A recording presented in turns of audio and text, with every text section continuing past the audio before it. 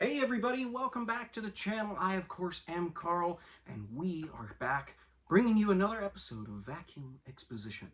So, a big thank you to everybody who watched and was enthralled with my little red, white, and blue display with last week's episode.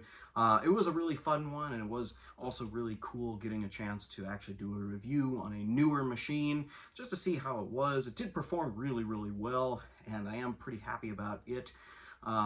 Being that newer Hoover, it may not be the best, but you know what? It's going to stick around in the collection because, well, it's a piece of vacuum history now. So, and the likelihood of, those 2020s type vacuum cleaners in the future, well, they're probably not going to be around very much just because they aren't built with the good quality that machines like the one we're going to look at today was built with. But either way, I digress. So we are going to get into another special episode for today. This is a machine that I had actually been looking for a long time because it was from my childhood and I was finally able to find one. So let's get on to our video for today and check out another really cool one. Well, everybody, we have ourselves a very shiny piece to take a look at today. Obviously, it is not... Well, it's very similar to something you probably think it is, but it is actually not. Now, what we're looking at today, this is actually a Royal vacuum cleaner. I know a lot of you are probably saying, well, that looks like a Kirby. Well, that's true. These do very much resemble a Kirby. I know a lot of people, myself included as a young kid, that also thought that they just looked so much like a Kirby, and being a big fan of Kirby's like I am, obviously the Royals have always had a special place in my heart. Now, what we're looking at, this is about a 1990 Royal model 994 upright. Now, don't ask me about why 994, 988, 999, whatever their model numbers signify. I'm not 100% sure. Just like any model numbers, I'm sure it just came down to one guy in well, paperwork or something like that. It was like, okay, we're going to go with the 991, the 992, the 993, 994. Not sure. But either way, this machine came out in 1990 and lasted until about 1994. It ran parallel to other models very similar to it, others having no headlight like this one, as well as other features. Now, this machine, this would have been around for a very long time, even after 1994. That was just when they stopped making them. But Royal uprights have been offered in different vacuum cleaner dealers for a very long time. This, I believe, is one of the more residential units. They did have others for commercial units that had more of a dump bag setup, as well as other interesting options. Some even had like no brush roll at all on the front. They were just straight suction. But they did make a myriad of different models for Royal machines. They came out of Cleveland, Ohio, which is very significant for anybody in the vacuum world. A lot of different vacuums came out of Ohio. But Royal made a machine basically that was very similar to a Kirby with a horizontal shaft, as well as, of course, the front rotating brush roll and side-mounted bag. A lot of people, like I said, do get Royals confused with Kirby's because they do look so similar. And I want to say that out of everything, the most similar in terms of Royals to Kirby's, I would say, for those Kirby people out there, the Model R series is about the closest thing you might come to something like this, just because you do have that toggle switch up in the handle. Royals were famous for having their switches up here in the handle, so you had your on-off up here rather than on the foot like most Kirby's. So aside from that, very similar. Now, Kirby's did have a factor about them that was different than Royals, mostly because they did want to make themselves, well, a do-everything type machine. Royals were a little bit different. I know that most of their attachment sets were optional for the most part, but for Royal versus Kirby, what you would do is you would take off the whole front nozzle and then you would hook on your hose. Now, with a Royal, the front nozzle is actually permanently attached. So this is not coming off. I think there is some bolting or something that does hold the nozzle on, so you can take it off, I think. But Either way, it is bolted, whereas on a Kirby, you just flip a switch and it pops off. So that is one big difference between Royals and Kirby's. Of course, you also did have the Adjusto right right here. That was a relatively new feature for these in terms of the color, the dark blue right here. They did have others on different models all the way going back to the 50s and 60s, but the Adjusto right, basically it was there so that you could take this off, thus exposing the belt.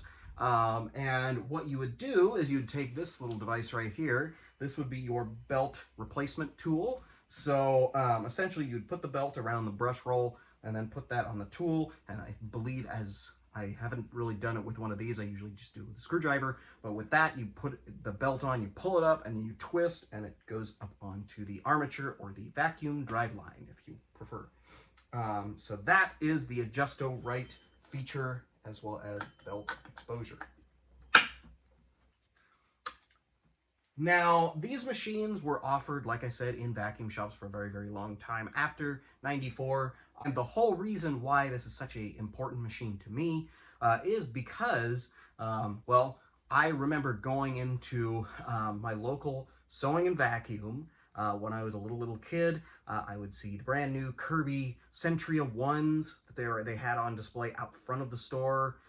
So you would walk past those to walk in. That's where I got all my first vacuum parts and different cords and junk like that. But I remember seeing the displays in the vacuum stores of these machines, all brand new right out of the box, sitting on like a royal pedestal.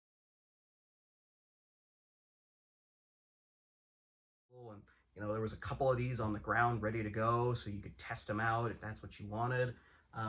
So this machine is really, really significant, just because I remember, like, and the cool thing about these memories is I remember how tall I was too. So like, like for me, as a kid that was like yay tall, I remember seeing these machines like basically to the cord hook. So like that was like where my head was at. So like, as a little kid and into vacuum cleaners, when you see a vacuum, you are seeing every bit of this front end. So all that shiny chrome right there for you. So it's a big deal, and I was looking for this type of machine for a long time. The thing about Royals is they are still very valuable. They're built to last. This is an American-made machine, and it is built like a tank, as it says in this ad right here for it.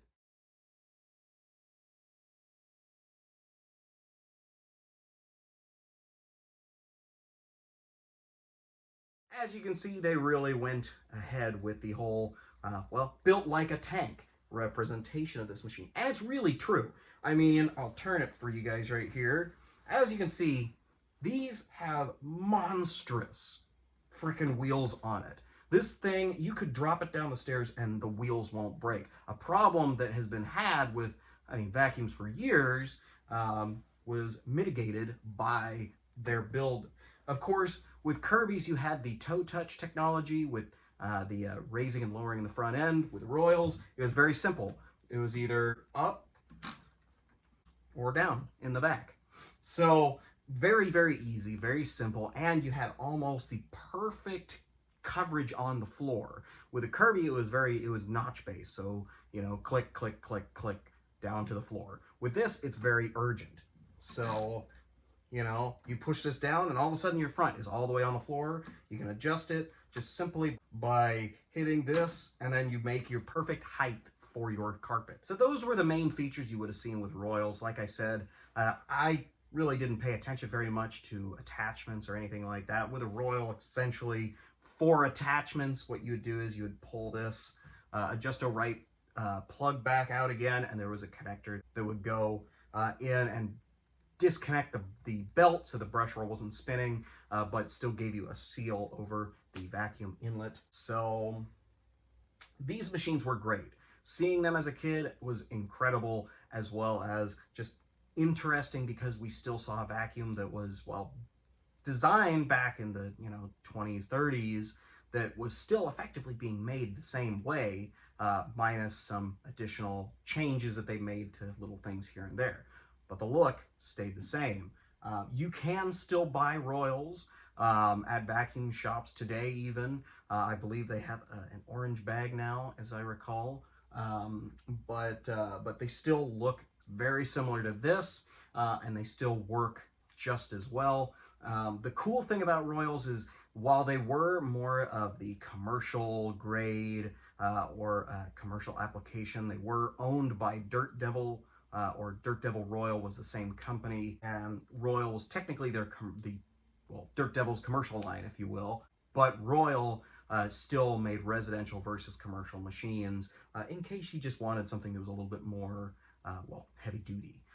Now this machine I got from my good friend Jared. We talked about him several times on the channel. He's been a big supporter, and we go down and see him every once in a while to see what he's up to and play around with garbage trucks, street sweepers, vacuum cleaners, and more. But as I recall, he told me that he got this long time ago, and it rode around with him in the back of his pickup truck for, I guess, a few years or some sort. It was kicking around, and he wanted it gone, so, it came home with me the last time I was down there visiting him. So I am so grateful, because I was looking for one of these for a long time, like I said. So to finally have one has been a joy, especially being just the line that I remember as a kid. Lots of Royals were out there, they still are out there, but this was one that was very special that I definitely wanted to bring home. So, but anywho, this machine is all ready to go, and we are going to go ahead and do a run demo with it. So sit tight, and we'll see how this thing runs. Well, we got the Royal all plugged in and ready to go. I'm going to go ahead and get this thing turned on and adjust the nozzle, and then we'll see how it does on the floor.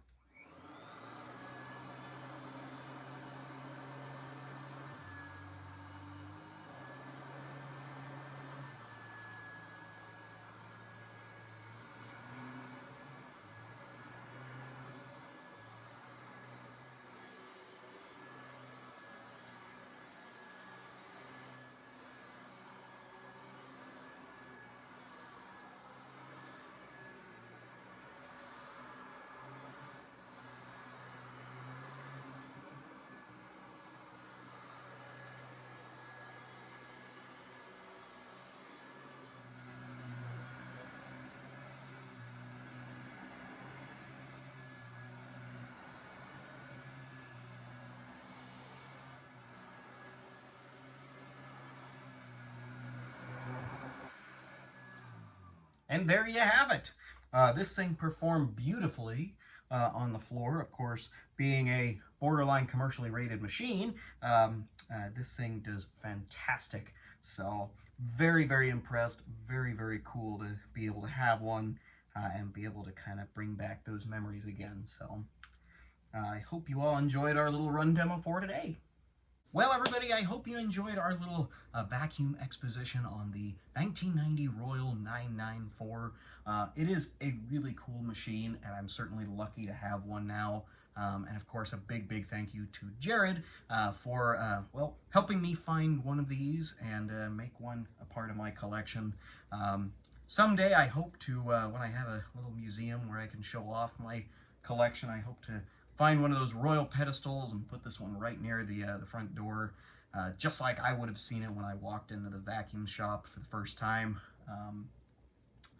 But definitely a cool machine that is not going anywhere anytime soon.